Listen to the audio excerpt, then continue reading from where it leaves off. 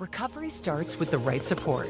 Whether you want to play harder or just play again, move more or move better, reach farther, on or off the court, Stanford Medicine Orthopedics offers comprehensive care for even the most complex cases, with top specialists using the latest technology and minimally invasive techniques to make sure you recover faster. Because our one goal is helping you reach yours. Learn more at stanfordhealthcare.org/ortho.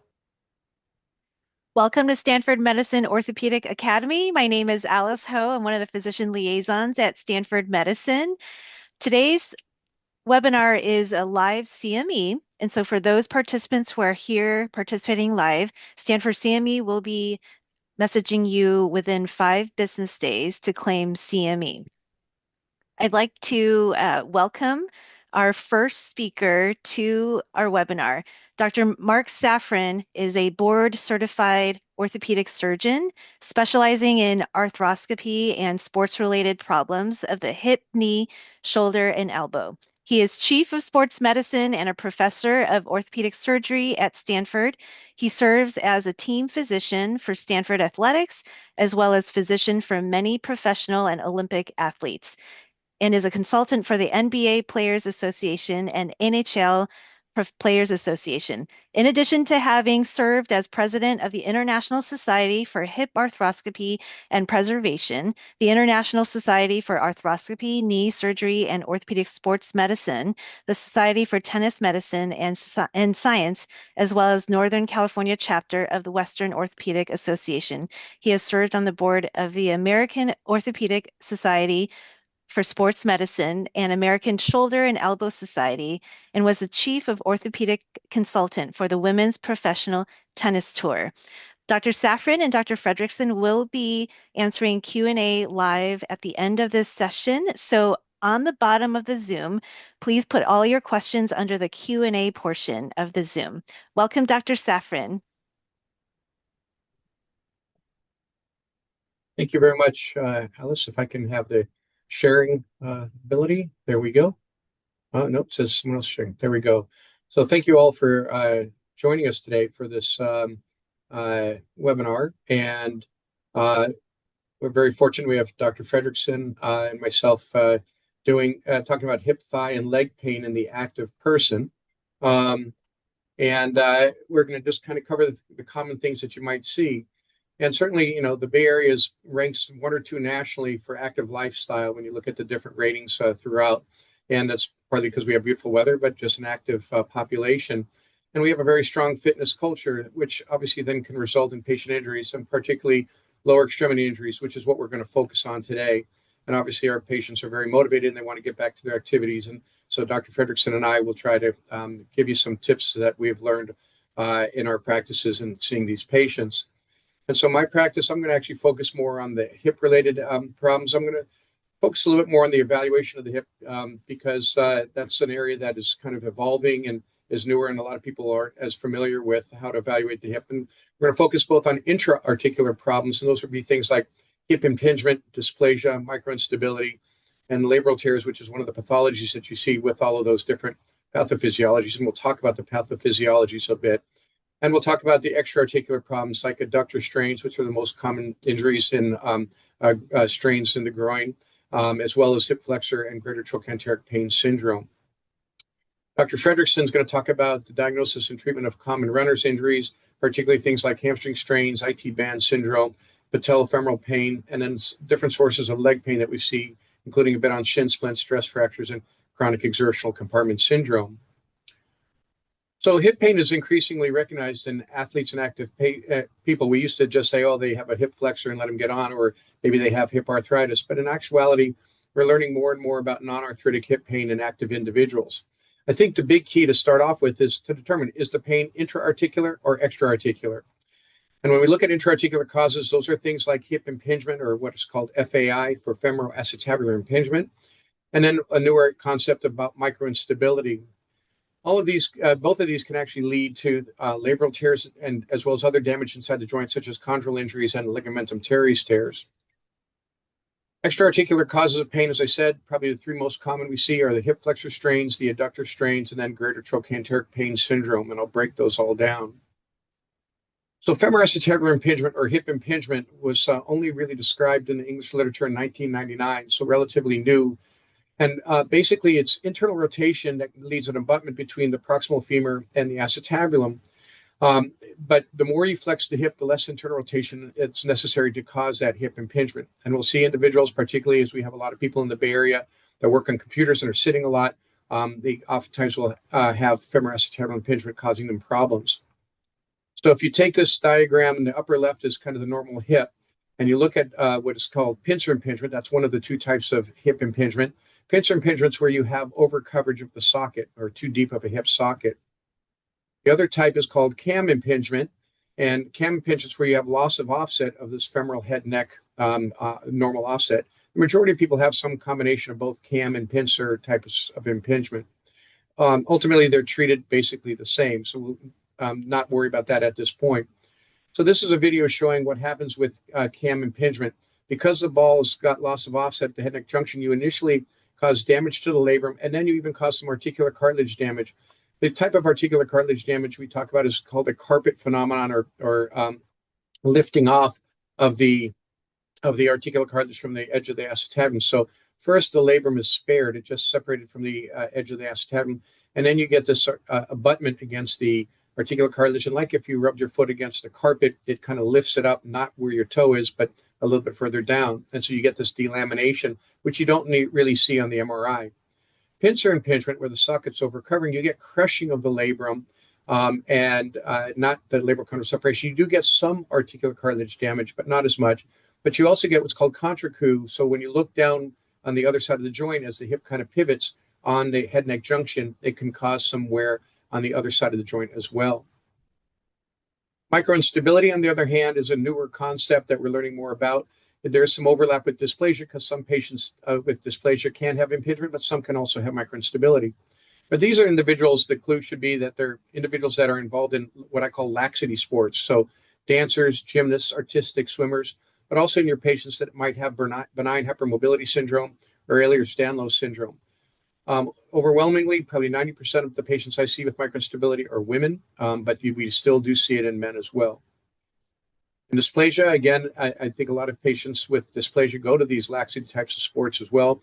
The key here is that you have less bony coverage. The socket is more shallow than normal, so you don't have as much bony support, but at the same time, you don't have that overconstraint that allows for that full range of motion. But because you don't have that bony support, you end up having oftentimes a bigger labrum. You rely more on the labrum, and the labrum can therefore break down. What we see on the pathophysiology of this is the ball moves relative to the socket, which is what microinstability is. You get some labral chondral separation, and you also get some wearing down of the articular cartilage. So those are the main types of intra-articular pathophysiologies that lead to pain in the joint itself. When you see patients with pain in the joint, they'll often complain, say the pain is deep within the joint, that they can't really put their finger on it and push on it to make it hurt. They may show you like this when you say point with the finger where it hurts. They'll grab onto their hip like this and say, it's between my thumb and my long finger. It's what we call the so-called C sign. And when I ask them, is the pain in the groin, you want to ask them, because some people don't consider the inguinal region the groin. Some say it's more kind of at the adductor insertion. So you want to ask them to kind of point, where does the hip hurt? They may complain of some catching, some popping, and some locking.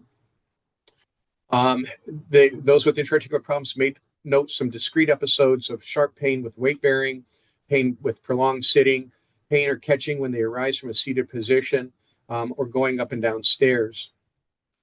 When we assess this, we check their range of motion, and the ranges are, you all know, basically flexion between 100 and 120 is normal, external rotation 40 to 60 degrees, and internal 30 to 40.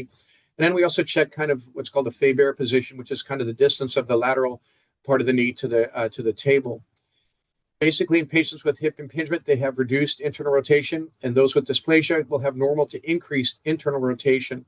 Obviously, when you look at somebody with arthritis, you'll have reduced ranges of motion as well. So this is all talking about patients without arthritis. This is how we measure just from the lateral joint line to the table. So there's two main tests that we do other than range of motion. One is called the labral stress test, which is kind of you bring the hip up in flexion, abduction, and external rotation. Then you adduct and internally rotate it as you're extending. And then you can externally rotate it as you extend as well to try to catch the labral tear. The so-called impingement test isn't really pathognomonic for impingement. You flex the hip up to 90 degrees, you adduct, and then you internally rotate it. And if that causes pain, usually it's associated with intra-articular pathology, though people with hip flexor tendonitis will also hurt with that test. And for instability, I tend to do this test with a patient laying on their side. We abduct their hip and at about 30 to 45 degrees. And then there we go. We extend the hip, we externally rotate the hip, and then we push anteriorly on the posterior part of the greater trochanter. And if they feel pain anteriorly, that's a sign of instability as well. Now, you want to get good x-rays of the hip. A good AP x-ray of the hip has the center of the coccyx about 1 to 3 centimeters over the center of the pubic symphysis, if you will. And from this, you can make all your measurements, but you can look at the relative anterior and posterior walls of the acetabulum, which is the pincer type of impingement, which will show. You can see if the ball is out around of the femoral head for cam impingement.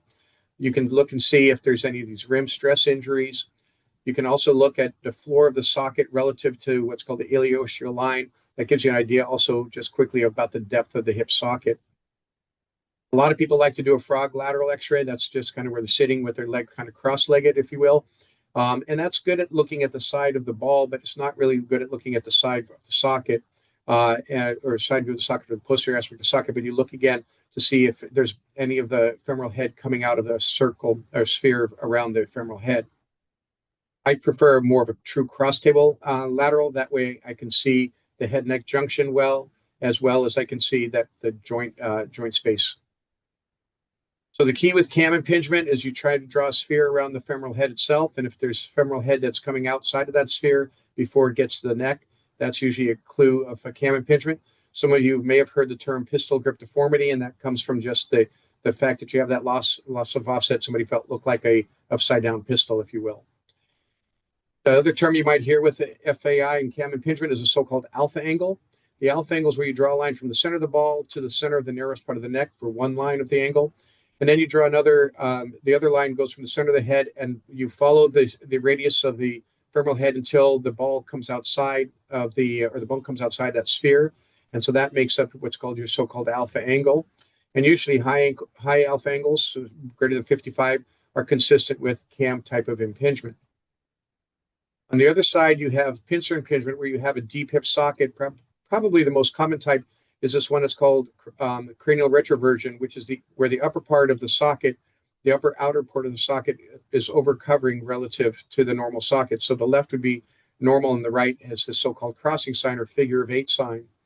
And so here you can see more schematically how that looks like a figure of 8 if you were going to look at an x-ray, as opposed to the oval above, which is where it's more open towards the front. And here on this AP pelvis x-ray that I coned down, you can see that we can draw out the posterior and anterior walls and see that crossing sign. And again, just schematically with a hemisphere, you can see that what the crossing sign looks like, where the upper outer part of the socket is overcovering in the front. For dysplasia, you want to look at the center edge angle. So drawing a line from the center of the ball straight up into the edge of the socket. It's less than 25. That's dysplasia. We also look at the so-called roof angle. So drawing a line along the roof and versus a parallel to the ischial tuberosities. If it's greater than 10, that's consistent with dysplasia. MR arthrograms, I think, are better than getting just a regular MRI, and you want to get an MR arthrogram of just the hip itself if you have somebody with hip pain. This is better looking at soft tissues. You want a small field of view. The AP pelvis or MR pelvis is not really a great one for looking at intra-articular pathology. Just note that MRIs are not great at looking at articular cartilage. Also note that labral tears are very prevalent in asymptomatic adults. I like to use ropivacaine when we do the MRI to see if it relieves their pain, because labral tears are so prevalent in asymptomatic individuals. Want to be sure, is their pain actually come from inside the joint or not? And then last thing to talk about here for intra-articular source pain, don't forget the stress fracture. We have active populations. If they have a recent change in their training intensity or duration, then you need to be careful about potential for stress fractures, which MRIs are helpful. So the key hip tips, if you will, labral tears exist in 70 to 80% of asymptomatic adults between the ages of 18 and 55. So not all labral tears need to have surgery. Hip arthroscopy in the presence of arthritis does not provide predictable results, so just know that as well. It's kind of like knee arthroscopy and arthritis is not so great. I think liberal use of image-guided injections can really help determine if the patient's pain is intra-articular or not. We look for anesthetic relieving at least 50% of pain to make sure that it's intra-articular. Going to extra-articular problems, those are pain. The patients with pain in the hip come from, the pain is in the groin. So pain in the buttock, posteriorly, laterally, or the pubis is usually extra-articular problems. It may radiate to the groin, abdomen, or inner thigh. The key is that for extra-articular problems, joint problems don't hurt to palpation and really hurt with resistance testing. If they're tender or they hurt with resistance testing, it's probably an extra-articular problem. And so you want to palpate all the different muscular origins. I'm not going to go over all that. You know your anatomy well. We palpate not just the trochanter, but you want to palpate in the sciatic notch region for piriformis syndrome. So that's halfway between the greater trochanter and the ischial tuberosity. You want to palpate the greater trochanter as well as palpate the gluteus medius, the pubis for people that have more central pain, and then palpating the iliopsoas, as this is a very common source of pain, and we'll get into that in a little bit more detail in a couple of minutes. Just briefly about adductor injuries. These are the most common groin injury in sports. Tends to be most common in soccer players and hockey players, men more than women. They're non-contact injuries. They have a high rate of recurrence, but patients don't need to necessarily take a ton of time off, but that may account for why there's a high recurrence rate. But the key is that adductors don't relax during gait and running. So during all phases, they're activated. So people that have adductor injuries tend to be limited by it. The adductor longus is the injury muscle that's most commonly injured. And again, it's due to strong eccentric contraction of the adductor muscles. These people tend to have pain on palpation, either at the insertion site of the adductor tendon or more at the muscle tendon junction. But the real key is they have pain with resisted adduction. And so the way I like to test this is that you have the patient laying supine. I like to cross my arms so I don't have to try to overcome their strength by pulling away. So I test them in extension. I bring them up into a little bit of flexion, and I test them again in flexion. And that will cause pain, and they might have some weakness or inhibition if they have injury to the adductor. X-rays usually are not helpful here, but MRIs can help here. You can see an adductor avulsion, and this one you can just see the pectineus has some edema in it as well. The treatment, basically non-steroidals, physical therapy, including massage, stretching, and strengthening. The goal is to get the adductor to abductor ratio of less than 10% difference between the two. If they have greater than 10%, their risk is considered increased re-injury. Surgery is rarely needed, and if they do have chronic tendinopathy, an adductor tenotomy tends to be the way we treat them. We tend not to do repairs of the adductors, as it's been shown that the results are just as good. The iliopsoas, again, the iliopsoas, we see this very commonly. If you look for it, you'll see it very commonly. The iliopsoas, as you know, goes from the spine and pelvis to the proximal femur. It's the main hip flexor when you're seated. It's important for external rotation of the hip. It's important for balance and trunk stability. Unilateral iliopsoas contraction assists in lateral motion. Bilateral contraction is basically what helps you in sitting up. The key is that these individuals will have pain not just in their groin, but it'll radiate down the anterior thigh, and they'll also have some pain in the low back. And so these patients, once they have strains, tears, tendonitis, bursitis, they all present very similarly. The pain is in the groin and medial thigh. They may have some snapping. That's your internal snapping hip. And so that's the irregular movement of the tendon over the anterior structures of the hip. We see this for the acute injuries and those that are sprinting, but you can get it from people with repetitive trauma. They tend to, again, have hip pain with hip flexion, going up or down stairs or inclines. But the real key is if they're in your office and you have them get onto your exam table and they're like this guy, they're trying to lift their thigh to get up on the exam table when you want them to lay back, or they say they have to lift their leg to get in and out of the car. That's very classic of people with iliopsoas tendonitis or iliopsoas issues. They tend to be tender at the iliopsoas, and so the way to examine here, you see I've marked off with the in red the femoral neurovascular structures. The dotted line is the inguinal crease, and then the sartorius. If you have the patient lay flat, flex their hip a little bit, abduct and externally rotate, the sartorius comes on tension.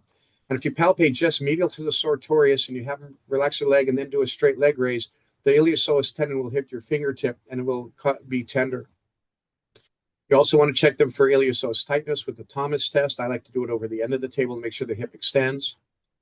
But I think one of the best tests that we've shown is resisted seated hip flexion, so that you have the patient hold on to the table, flex their hip, and you push down. That will reproduce pain in people with iliopsoas tendonitis. They'll have some weakness when you compare to the other side. Lastly, greater trochanteric pain syndrome.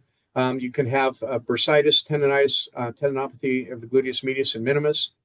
Again, the bursal inflammation comes from the friction between the greater trochanter and the IT band during activities of flexion extension. So that's your runner's hip, if you will.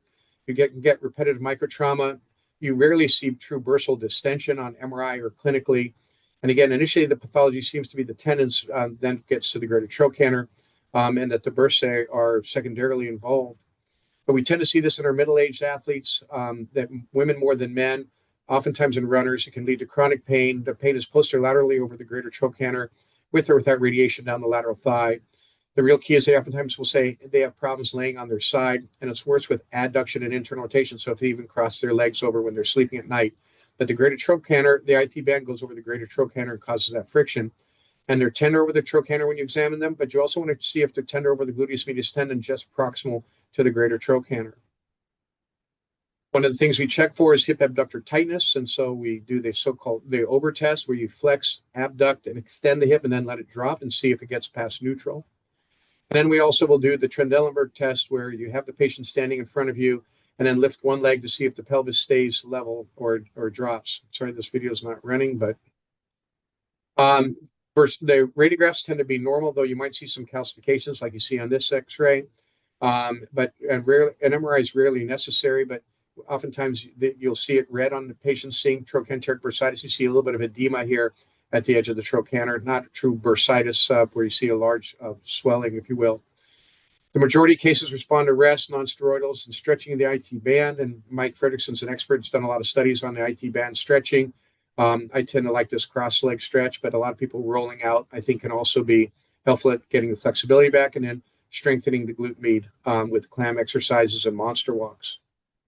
Majority respond to therapeutic modalities. Sometimes you can do steroid injections, I think, for the bursa, which can be done with or without ultrasound guidance. And then there's, Mike could probably answer if there's questions about shockwave for this, but that seems to be a more popular thing of late. Rarely do they need bursectomy, and we can do that arthroscopically or open. The success rate is about 80 to 95%. And lastly, the recalcitrant trochanteric bursitis really is not really bursitis at all. You've got to think about gluteus medius and minimus tendinopathy and tears. Very common, 20% of women over the age of 60 without hip pain have gluteus medius tears. I call this the rotator cuff tear of the hip. It happens with age.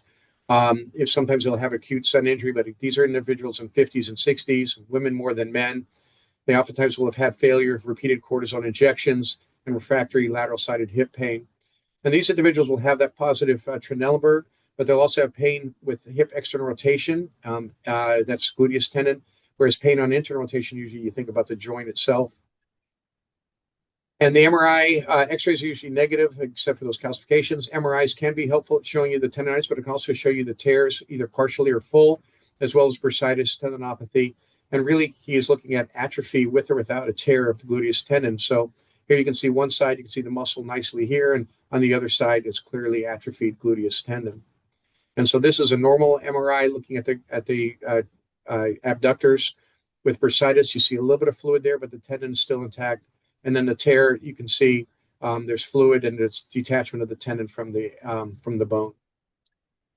You can treat these non-operatively with non-steroidals, modalities, rehab, stretching the IT band, and strengthening glutes. Corticosteroids can be helpful, but PRP has been shown to actually be beneficial for glute med tendinopathy. Surgery is rarely needed for the partial tears. Again, the PRP for those and PT. If it's a true tear, repairing the tendon like a rotator cuff tear does work, but it does take a while for these people to get better. So with a good history and physical, you can help differentiate whether or not it's intra-articular or extra-articular sources of pain. X-rays, I think, are critical for evaluation, and AP pelvis and a cross-table lateral are my favorites. MRIs when you want to look at the soft tissues. Again, don't forget about referred pain from the spine, intra-abdominal, intra-pelvic, or retroperitoneal. And again, remember, hip problems may present as knee pain. So what I like to say is if pain is coming from the hip, it's in the groin, so the groin is good. If it's coming from the buttock area, it's probably not the joint itself. It's the low back or some of the extra-articular muscles. Or again, we see these frequently in our active patients, especially those that have had a recent change in training habits. You don't want to forget about the stress fractures. So that's a quick overview, and now off to Mike. So thank you. Thank you so much, Dr. Safran. And please put all of your questions in the Q&A portion. I'd like to introduce Dr. Michael Fredericson. Dr. Fredericson is the first physician promoted to Professor of Physical Medicine and Rehabilitation at Stanford University and is currently the Director of PM&R Sports Medicine in the Department of Orthopedic Surgery and co-director of the Stanford Longevity Center and the founder of Stanford Lifestyle Medicine. He is also the head team physician for the Stanford track and field and swimming teams and has been a team physician at both national and international level with Team USA Track and Field and International Olympic Committee. Dr. Fredrickson is also the president of the Male and Female Athlete Triad Coalition. Welcome, Dr. Fredrickson. Great. Thanks, Alice. Let me share my slides here. So thank you, Dr. Safran. That was really outstanding. I always learn a lot from hearing you speak. So my goal is to really focus now on some of the overuse injuries in the hip and knee. I'm going to frame it in the context of running injuries, although of course you're going to see these in other types of athletes. But when I talk about injuries that I see most commonly in runners, these five compose probably 80%. If you add on Achilles tendonitis and plantar fasciitis, which we're not going to cover today, that gets us up to about 90% of the runner's injuries that I see. So let's start off with proximal hamstring tendinopathy. This is different than the typical hamstring injury that comes on acutely when you're sprinting. That's typically more in the muscle tendon junction. This tends to occur more up at that ischial tuberosity where the hamstring originates or inserts on. It's more of an insidious onset because it's more of an overuse injury. They may complain of buttock pain, so it may act like a piriformis syndrome. So you really need to tease this out. Typically, it's going to be worse when they're running faster, and it's often associated with runners who tend to overstride. This is the anatomy. So you often will see this thickened tendon right at the insertion. But keep in mind that the sciatic nerve runs right next to this. And I think this is the reason why this injury can often be so painful, because you get this associated inflammation of the sciatic nerve at the same time. This is a histologic finding from somebody who actually had to go to surgery for this condition. But this really is a model that holds up for most of these tendinopathies. On the right side here, that's normal collagen, normal tendon. You can see the collagen fibrils are normal, nicely aligned. When you get this tendinopathy, the collagen fibrils become very disorganized. And so while the tendon's thicker, it is also weaker. This is just a few of the tests that we've come up with through the years to diagnose this. One I call the bent knee stretch test, and that will put stress right on the proximal hamstring. The other is a reverse plank. And so that will really create localized pain right at that hamstring origin at the ischial tuberosity. If you do these tests and they do not have pain or doesn't recreate their pain, they probably do not have a hamstring issue. Now, with all these injuries, there's going to be a progressive strengthening program, and this is where we work closely with our physical therapists. And you always want to do this in a graded fashion. I won't bore you too much with this. But then the question comes up, they've done physical therapy, they're still not getting better. What do you do? And there's a lot of other treatments we can offer. You do have to be careful because not only is the sciatic nerve there, but there's a lot of other important structures in this area. So I've broken it down in my own sort of framework about this. If there's more just edema around the tendon, we've had good success with a corticosteroid injection. We don't inject in the tendon, but more around it. We've never had anybody rupture. But if it's more of a tendinopathy picture, my go-to these days tends to be more shockwave. And that's something we can do here in the clinic now. If they have more of a tear, then I recommend the PRP. And if it's more involved in that, then surgery is often indicated.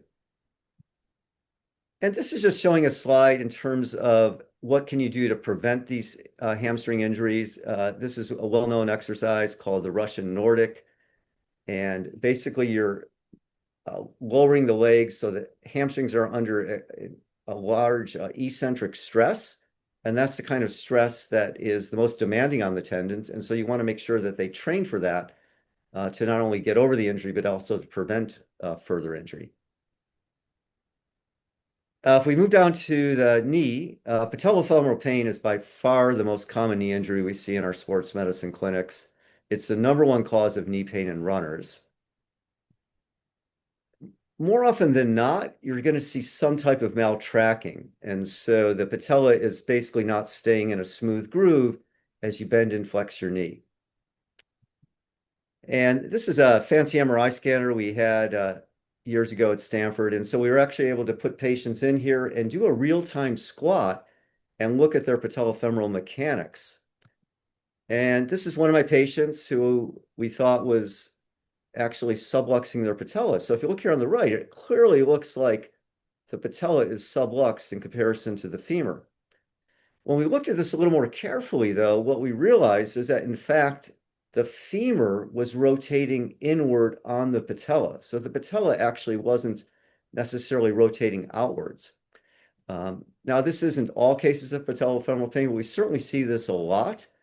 And this is why the physical therapists are focused so much these days on strengthening the hip muscles and not just the quadriceps and knee muscles. And there have been a lot of studies since we showed that have backed up that runners with patellofemoral pain often have this excessive hip internal rotation and hip adduction. And you can often bring that out if you have them do a squat or even a single leg squat in the examining room. Now, sometimes you'll have the athletes or your patients, they'll do a squat, they look good, even a single leg squat. But if you watch them run, particularly as they start to get fatigued, everything starts to break down. The femur starts to cave in internally. You get that femoral adduction. And so your Q angle, the angle between your femur and your tibia, starts to increase, and that's going to put this lateral vector force on the patella. The physical exam, we could spend a whole talk on this for patellofemoral pain. This is different than, let's say, an ACL tear, where if you have a positive Lachman's test, you've got an ACL tear. Patellofemoral pain, there's really no one specific abnormality or test that you can say, if this is positive, they have patellofemoral pain. You really have to be a bit of a detective and come up with a cluster of abnormalities that make some sense as to why that can change the function of the extensor mechanism. So we've looked at some of these tests. None of them have great reliability, but these are the ones that had the best. So some of the things you want to look for, particularly in our younger athletes, particularly the younger females, do they have generalized ligamentous laxity? Is the Q angle increased? Do they have a deficient vastus medialis oblique muscle? Is there a tight lateral retinaculum or a lax medial patellofemoral ligament? Do they have decreased flexibility of the iliotibial band, the hamstrings, quadriceps? And definitely, do they have any weakness, not only the quadriceps, but those hip abductors and external rotators that help prevent you from going into that excessive internal rotation and adduction? Now, this is from an article I published, gosh, over 20 years ago, but most of this still really holds up. There's just been a few, I'd say, newer additions that we'll go over. Certainly, the first thing you want to do in the initial pain control phase is modify their activity. For a runner, you may be able to keep them running. Maybe all they need to do is do less hills, and particularly often it's the downhill that gives them the biggest problem. Patellar taping techniques or bracing can be helpful. We often have the therapist do some type of patellar mobilization if that's stiff, or soft tissue mobilization, and certainly some strengthening. And it used to be all we would do was give patients quadricep strengthening, and generally they did okay. But we now know that by adding this hip strengthening, our results are even better. And then finally, you want to, as you get them back to their sport, you want to make sure you've normalized their gait mechanics, see if they need some type of orthotic intervention, and make sure they've got a good independent exercise program. So just highlighting a few of these things here. There's definitely a progressive way to strengthen somebody. Like, we wouldn't want to start in more of a plyometric. You first want to get them learning how to activate the muscle and use it in a non-weight-bearing format, and then gradually progress to more weight-bearing and more dynamic exercises. This was a really interesting study. So it took patients with patellofemoral pain, and they had that excessive internal rotation and adduction that we talked about. And through the physical therapy, they did great. Their squat mechanics totally normalized. And so they then sent them back. They said, well, just go back to running now. But when they did that, nothing changed. And that's why the final step, and a lot of things that often get missed, I think, is that gait retraining and really making sure their gait mechanics hold up. Even if they've done all the right physical therapy, it doesn't necessarily mean that translates back to their actual activity. So this is an example of a study that was done by Irene Davis back when she was at Harvard. And she would put patients with patellofemoral pain through this several-month training program.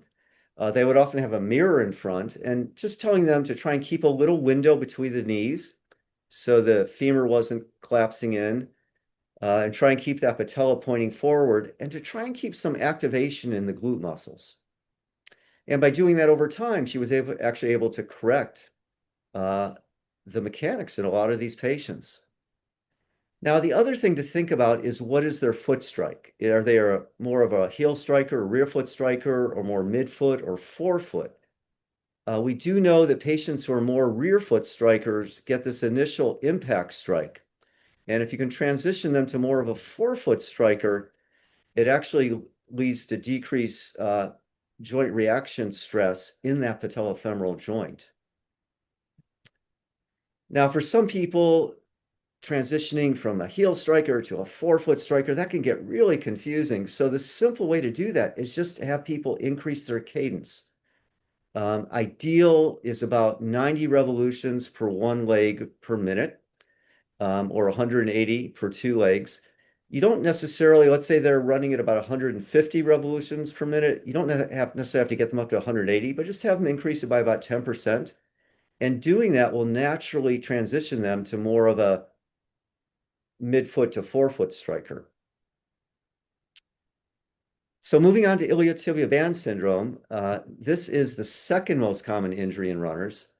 And I have to say, when I first took over the track team years ago, this was our #1 injury. I mean, we would have athletes out for multiple seasons at a time with this. So I became really interested in, how could we treat it and prevent it? With IT band syndrome, they typically complain of more lateral knee pain. It could be a burning, it may just be a tightness. But the symptoms are very reproducible. So they'll typically go out for a run, and let's say, for an example, by 1.5 miles, they feel that tightness come on, and then eventually they really have to stop running. Then they stop, they stretch out. The next day they're feeling good again, so they try it, but the same thing happens. So one of the first things we do is we get our athletes involved with our deep tissue myofascial therapists. And this has been really helpful just to work out all the tightness and restrictions in the IT band, because it's really thick connective tissue and it's very hard to mobilize that. We'll certainly add some stretching exercises to that. This is, I saw Dr. Safran put up this slide, but this was J.J. White, one of our former Stanford runners, and for his honors thesis, we went in the biomotion lab and just looked at the standard IT band stretch here. And then we compared it with this overhead arm extension, or going into more of this diagonal position, and found that these two postures gave a much better stretch to the IT band than just the standard one. Now, if they're still not getting better, oftentimes we'll do ultrasound guided injection in that space between the femoral condyle, the lateral femoral condyle, and the IT band, where you tend to get this impingement. And you often have a focus of inflammation there. So that's something that's easy to do in the clinic, again, with ultrasound. This is a study that I did do with our Stanford runners years ago and some of the recreational runners in town, and found that almost all of them with IT band syndrome did have weakness in their hip muscles, particularly the outer hip gluteal muscles, the gluteus medius and the minimus. And so once we work out those soft tissue restrictions, a big part of what we do is try and get those muscles stronger.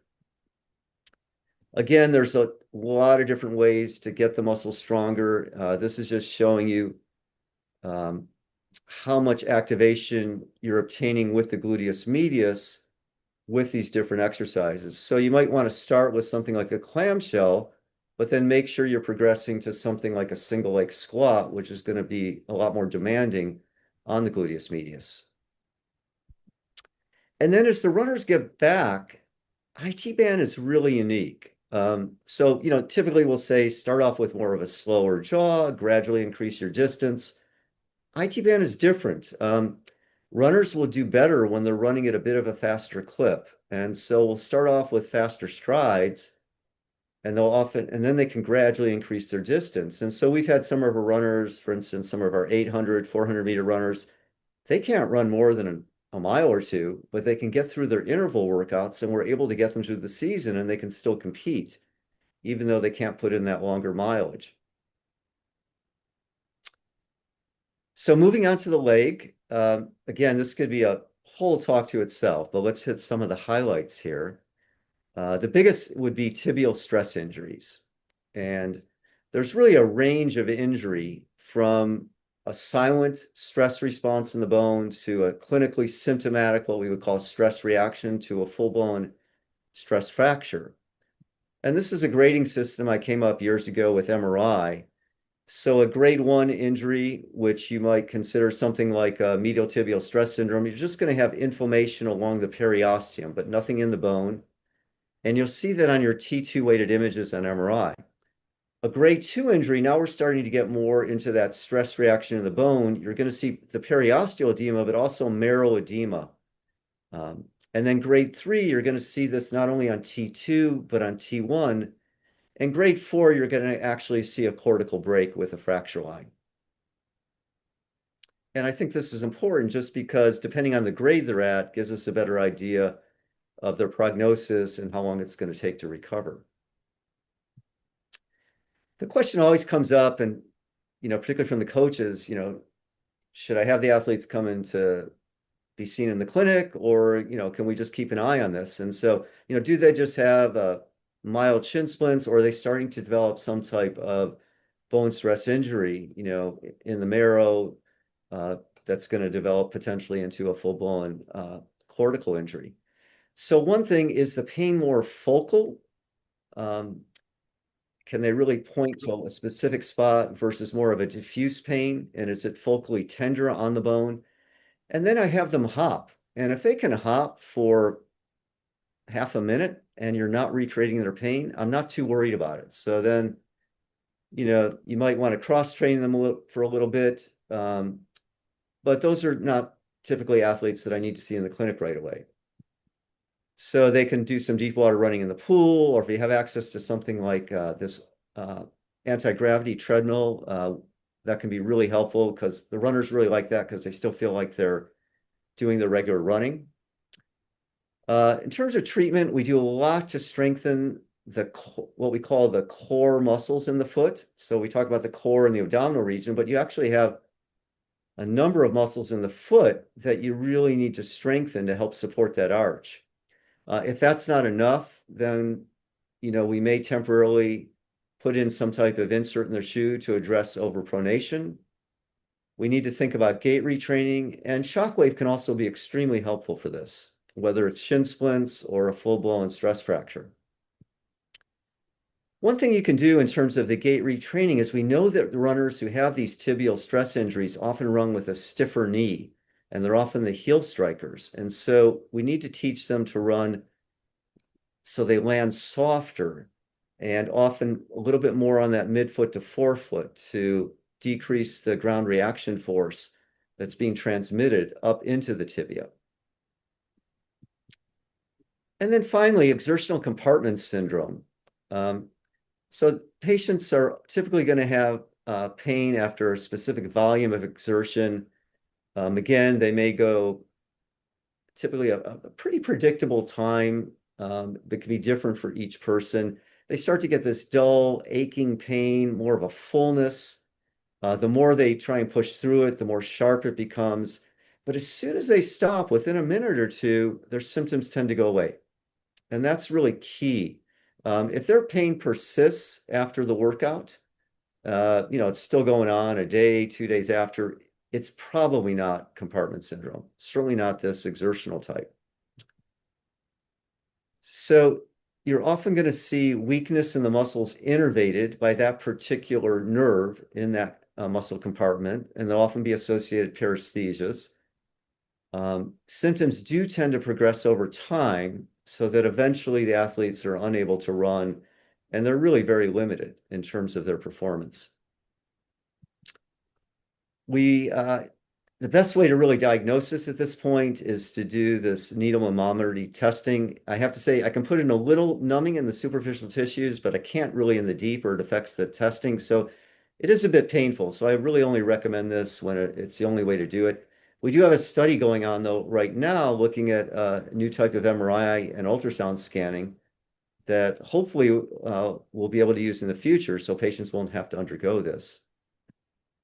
And in terms of treatment, obviously, you can try to modify their activity, stretching. Honestly, we haven't had great success with that. In the military, they tend to see a lot of this, so they will start with some gait retraining. And this is similar to the tibial stress injuries or patellofemoral pain. If we can get them to run more on their midfoot to forefoot, sometimes that can decrease the forces building up in the leg, and that can be helpful. Botox can be helpful, but it wears off, and it also may affect the athletic performance because you're weakening the muscle. Really, the definitive treatment here is fasciotomy. And just to keep in mind, I just want to mention popliteal artery entrapment because we used to think this was really rare, but I have to say, I probably see as much of this in my clinic these days as compartment syndrome. And it's tricky because the symptoms can often overlap between compartment syndrome and popliteal artery entrapment. With popliteal artery entrapment, it's more of a claudication, but they'll complain of a pain in their calf, often the posterior calf, but sometimes it can be in the lateral or even anterior. It's rare that you're going to see ischemic changes. It often can be bilateral. But this is the reason now anybody who comes in and we're concerned about compartment syndrome, we're going to also do some baseline ABIs with what we call provocative movers. We put them in plantar flexion and dorsiflexion to see if it might also be a blood flow issue. Because many of these patients do have both conditions, and you want to treat both. Or it may not be a compartment syndrome, and all they have is the popliteal artery. Now, there's different classifications for popliteal artery entrapment, all different anatomic variants that may be entrapping the artery. But in most of our athletes, it's really that the gastroc is too big and it's functionally impinging on the artery. So just finishing up here, so we have some time for questions. In terms of injury prevention, for hamstring tendinopathy, you want to do some eccentric hamstring strengthening with these Russian Nordics. Avoid overstriding. For patellofemoral pain, hip, abductor, and external rotator strengthening. Consider transitioning to a forefoot foot strike or increasing your running cadence. For IT band syndrome, this deep tissue myofascial release, the IT band stretches, and then the hip abductor strengthening can all be very helpful. For tibial stress injuries, shock absorbing insoles, they've had good success with in the military in their new recruits.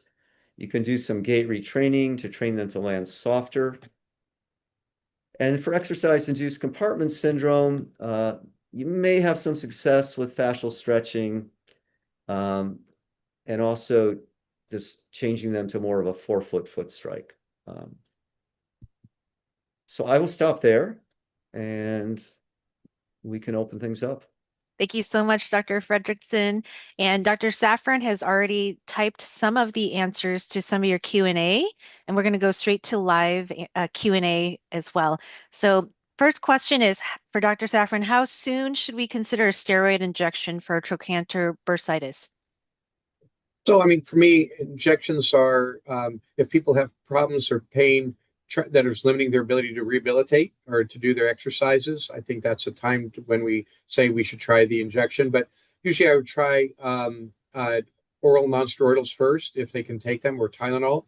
and have them do the exercises. And if they failed the Tylenol and non-steroidals and they continue to have pain, or if they're having trouble, particularly if they're having a lot of difficulty sleeping by laying on that hip, then we might do the cortisone injection a little bit sooner.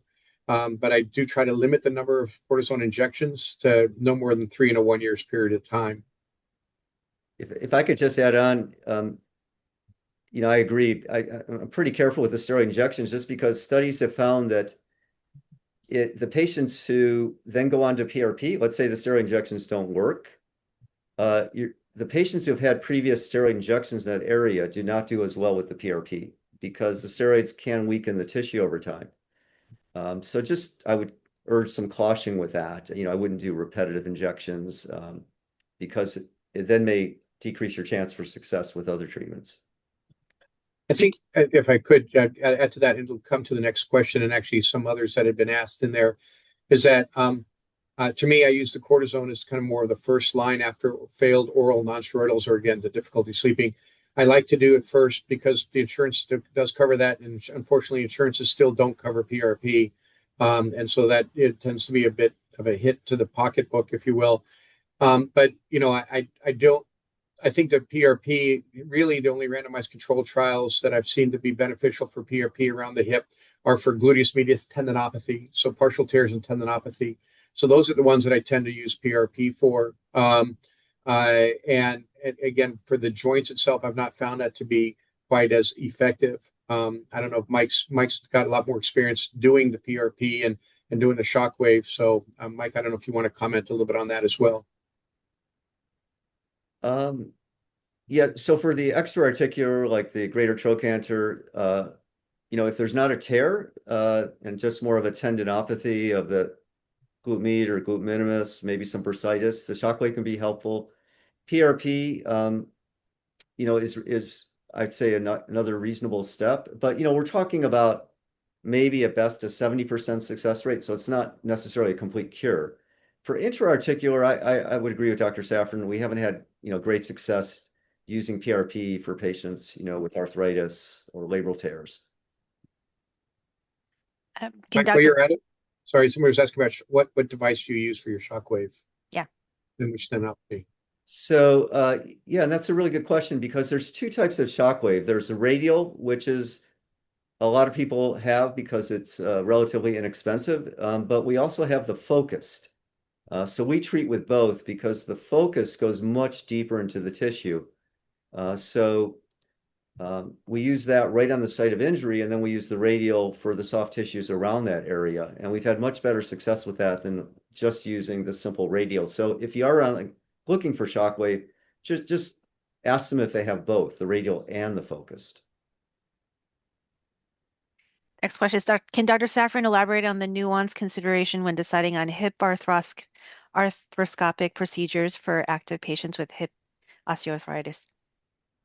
Yeah, so I mean, to me, I think that's still one of our unsolved problems is how you manage the young active patient with arthritis. Hip arthroscopy does have limited success in that scenario. The best data we have, and I think it's pretty rudimentary research, if you will, shows that if you do a hip arthroscopy for intra-articular pain and somebody has no arthritis, the success rate is probably greater than 90%. If you have somebody with at least half of the joint space remaining in thickness, if you will, the success rate is 80%. If you have less than 50% joint space remaining, then the success rate is probably down in the 30% range. So the issues, and from my standpoint, are based on the patient's activity level, based on their age. The younger they are, the more advanced arthritis, as long as they understand that this is limited goals, that we'll try hip arthroscopy. But in somebody who's, say, 55 and they've got 50% joint space narrowing, a total hip replacement is a great operation. It's very reliable and will get them back faster doing things they want to do, and will last longer. And when I say success rate, I'm talking about pain relief for 2 years. And since hip arthroscopy takes 4 to 6 months to recover from, that's really not a lot of bang for the buck, if you will, when you have arthritis. So we have long discussions about it. The other thing is that even though we talk about risk of arthritis in the knee, is provided you have normal alignment, never had an injury, never had surgery, the risk of arthritis is not increased in runners versus non-runners. The same is not true in the hip. most of the data would show that runners do have a higher rate of hip arthritis. So to scope the hip to get somebody to go back to running, they'll progress a little bit more quickly, most likely. So hopefully that answers the nuanced considerations. We have a two-part question. The first part is, what is the best way to tell the difference between an iliopsoas of strain versus FAI? Yeah, so I mean, the problem is, I think that's where most people run into issues, is that people hurt in the front of the hip, and that's where FAI hurts, and that's where the iliopsoas hurts. For me, I think the best way, the most definitive ways, is a iliopsoas ultrasound guided injection for the iliopsoas of anesthetic into the bursa, and that's usually really good about being able to differentiate between intra and extra-articular source of pain. What I haven't resolved in my own mind, and as Mike can attest to, patellofemoral pain, there's a lot of causes of patellofemoral pain, but one is quad atrophy. And so if you have quad atrophy for whatever reason, ankle sprain, hip arthroscopy, or meniscus tear, or any other source of intra-articular fusion, you'll end up getting patellofemoral pain as well. And so I'm not entirely sure that the iliopsoas is not a victim in the process as well. If somebody has pain from FAI and they favor that hip, they may develop iliopsoas pain due to the weakness, atrophy and weakness. But for me to differentiate, I try to do this resistance seated hip flexion and palpate the iliopsoas to see. And if that's tender, then I'm suspicious of it, then you could try an injection, either an intra-articular if you think it's more the joint, or in the iliopsoas bursa if you don't think it's the joint, and that'll help you differentiate between the two. And the second question is, are there specific exercises that patients should avoid with FAI before and after surgical correction? Yeah, so the thing for patients with FAI before surgery is anything that takes their hips through the extremes of motion. So doing deep squats, I'll have them do squats to only 90 degrees at the hip, if you will.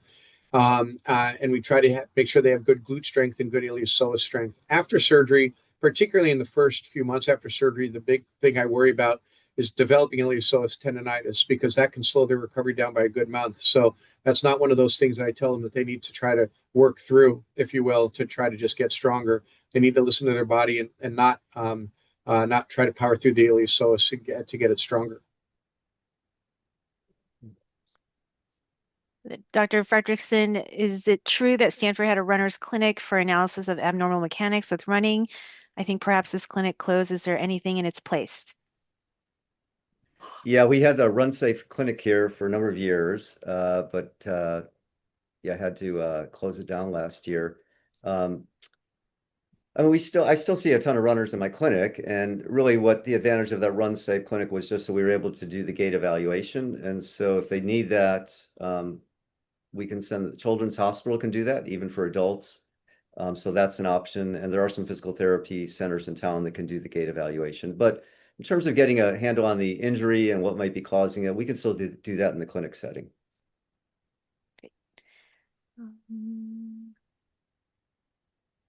For ITBS, have you noticed a difference recovery between deep tissue massage versus cupping or myofascial decompression? Yes, I have. And I'm a bit biased with this, but because I see a lot of patients who come in, and even some of our athletes, they've gotten the cupping. I forget what the other one was, but and they're still not getting better. And so, I've got a couple people in town who are really good with the deep tissue work. And you really have to work all the way from the hip down to below the knee, because the IT band goes, across the hip joint and across the knee joint. So I've had personally better success with the deep tissue myofascial therapy. Find it's hard to replicate that with some of these other things. Foot striking, running on more midfoot versus smaller strides. You're saying smaller strides can be the same level of gait retraining? Yes, so there have been studies showing that if you just, instead of focusing on, I'm going to now, let's say I'm a heel foot striker, I'm now going to try and run on my forefoot. You need someone to kind of assist you with that. It can take several months. You have to be careful because you're now putting a lot of stress on the foot, and that could lead to other types of injuries. So it's a simpler way to do it. And we've looked at that in our lab, is just to have patients increase their cadence. It doesn't have to be a lot. You don't have to correct everything all at once, But by doing that, they will naturally shorten their stride a little bit and become a little bit more efficient. We're going to do one more question. I'll have Dr. Safran just pick one question before we end. Well, you know what? I actually have just one question here. It says, how are you managing hip pain and labral tears in women over 40? Is surgery a good long-term solution, or do most still need for THA or for total hip?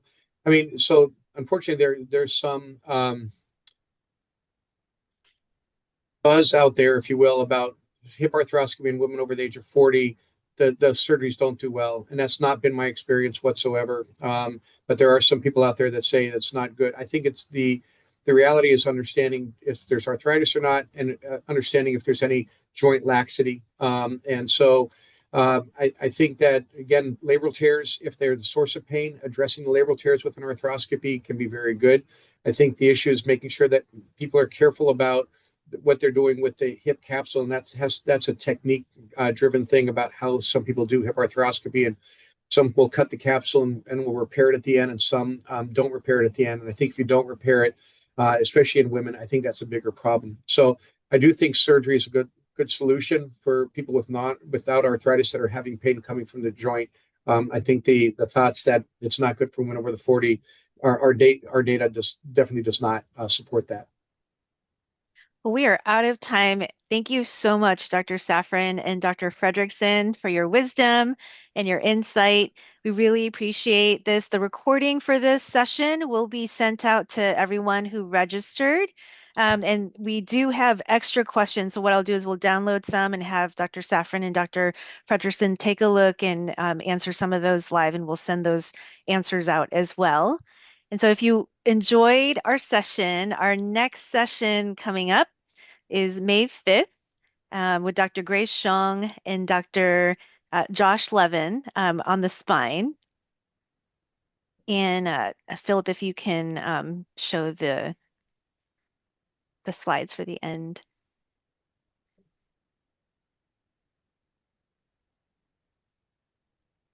So we hope to see you on May 5th for our next Stanford Medicine Orthopedic Academy. And thank you so much again, Dr. Safran and Dr. Fredericson. We really appreciate your time. Thank you. Thank you.